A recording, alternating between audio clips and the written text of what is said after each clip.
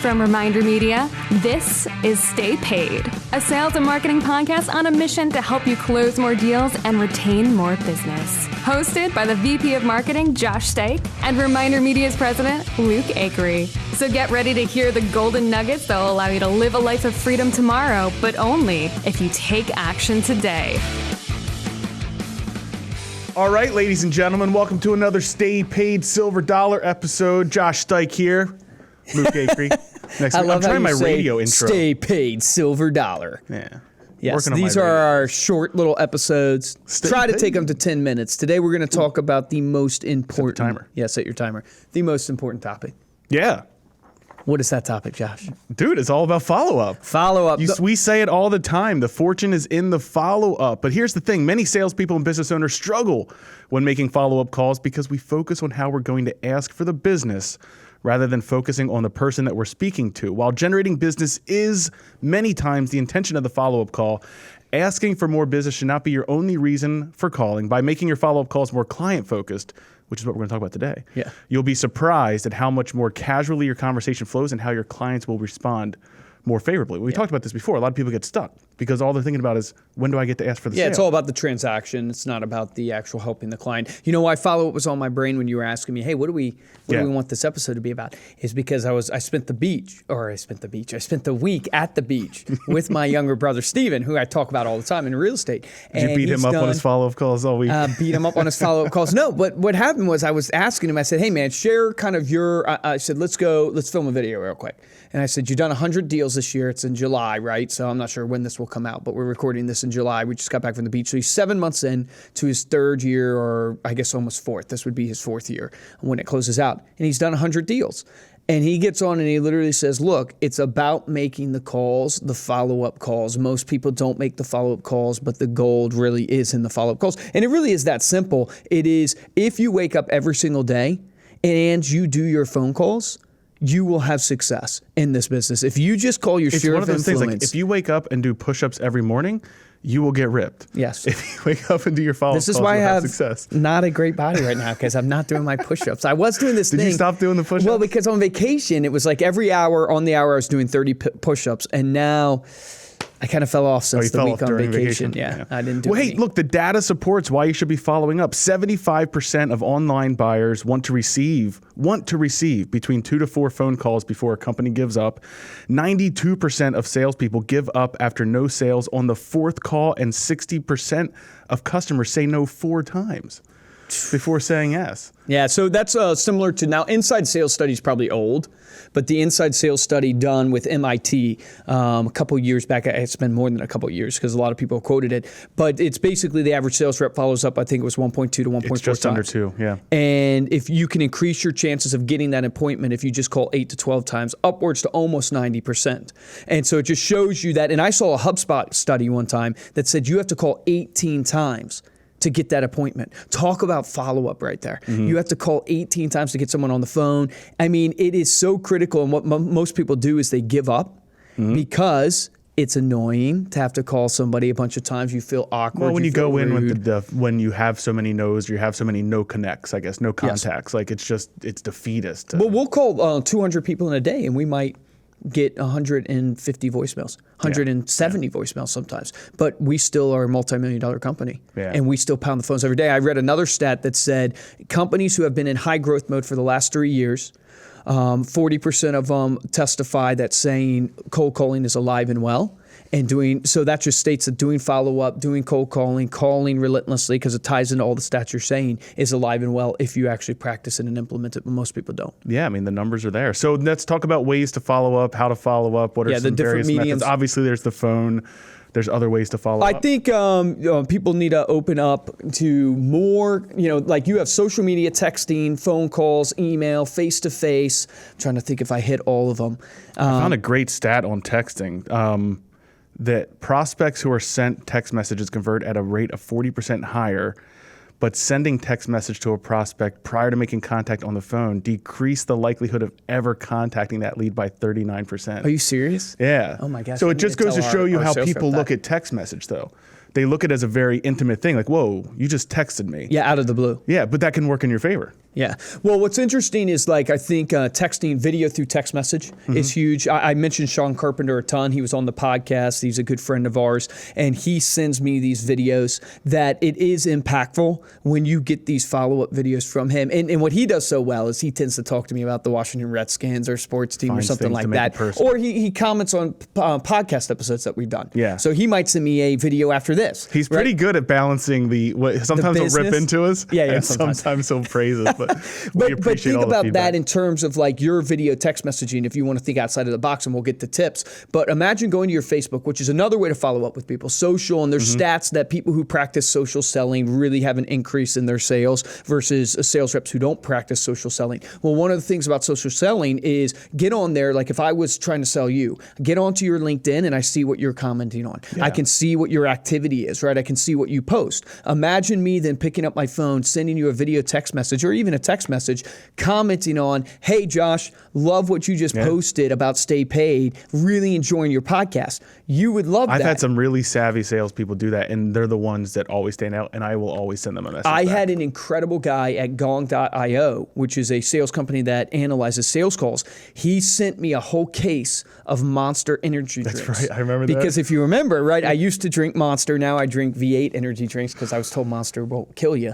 But he sent me a whole case and wanted just an appointment with me. But the whole idea was he was watching my social, he saw what I was into, and he used that as a creative way to follow up. Yeah, personally. But I don't think people are taking advantage of follow up in terms of the ways you should do it should be holistic. There's so many ways to get in front of people. One, through social, two, through text message, send them an email, do a phone call with them, do a face-to-face with them. And you got to holistically take advantage of that because some people are going to like the face-to-face, some people are going to like the text message. You don't know till you try. Yeah. I mean, just to give some more stats behind social media and how important it is, sales reps using social media are 50% more likely to meet or exceed their sales quota. Yeah.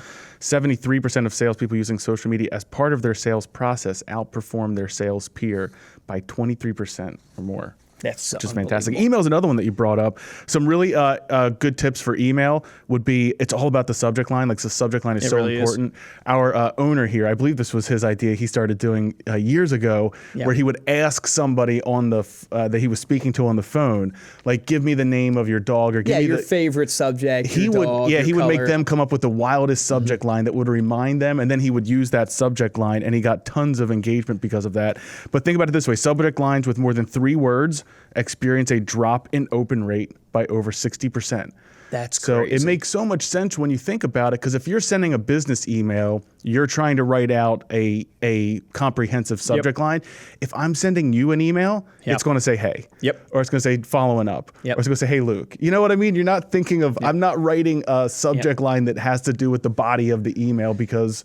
Yeah, and the shorter the emails, the better. People don't read the emails anymore. They read the first sentence. But I mean, your email application gives you the subject line in the first sentence. And that's basically what people are looking at with their emails. The emails that get me are the emails that, again, it's using social in a way, but it's recognizing what's going on in my life. So it will say something about Stay Paid. It will say something about Inc. 5000. It will say something about what's happening during that time. And this really gets into the actionable hacks that you can use for following up. But one of the main ones that you should use is what is happening in that person's life that you can riff off of. So the common ones that a lot of sales reps will do, but they don't do it consistently: birthdays, anniversaries, children's birthdays, home sale anniversaries, things that you're involved with. Where do you have some involvement that you've gotten that data? So if you're a real estate agent, I guarantee you, 1, you got the home sale anniversary or the home buying anniversary. 2, you've probably gotten their birthday because of all the forms they have to fill out. You got when they were born. Write that freaking stuff down because you can call them on their birthday. You can shoot them a text. Those things mean something to people, especially when everybody's saying happy birthday on LinkedIn. Imagine you're the one person who shoots a video text message and shoots it to him and says, Josh, thinking about you today, man. Hope you have a great birthday. And you shoot it in a video. You automatically stand out. Then thinking outside the box, what I tell real estate agents, and really this can be flipped for financial advisors, insurance agents, doesn't matter. All of you have a Rolodex of partners that you naturally do business with. So if you're a financial advisor, you probably naturally know estate attorneys or you know, insurance agents, stuff like that. Leverage that in your follow-up. So if you're a real estate agent, you sold Megan and our home. We just redid our patio. Imagine calling us and saying, hey, Luke, if you're ever going to do anything with the house, I just want to offer, I have a great contractor, great plumber. I can set all that up for you, make it so because I trust these people. They've done. that alone, just the ease of having the ability to go, okay, I don't have to think of who I'm going to use in contracting, because a lot of times you feel like you're going to get ripped off or something like that. It's an incredible hack to be able to follow up and offer your Rolodex to somebody. No, that's awesome. One other tip that I'll give you when it comes to follow-up that I think a lot of people get nervous to do is literally follow up and ask people kind of for feedback on your service.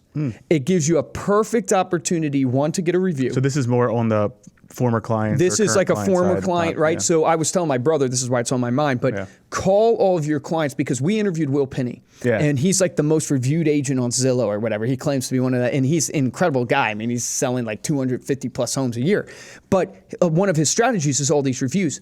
Every single agent right now, if you haven't called your past clients and asked them for feedback on your service, what an incredible, like, you're not trying to sell them anything. Hey, now that we're done, just want to check in, see if everything was good. And I also want to get your feedback on my service. And if there's anything that you would, that I can do better, anything, they will love that. It will show that you love your business. It will breed trust in their minds, because now they're going, man, this person cares so much about their business, so much about their service. They want to know my feedback. Now I can trust my friend with them. They're not asking for anything else. Yeah, I know. And then now the next time you do, you can secretly ask for the business. That's it.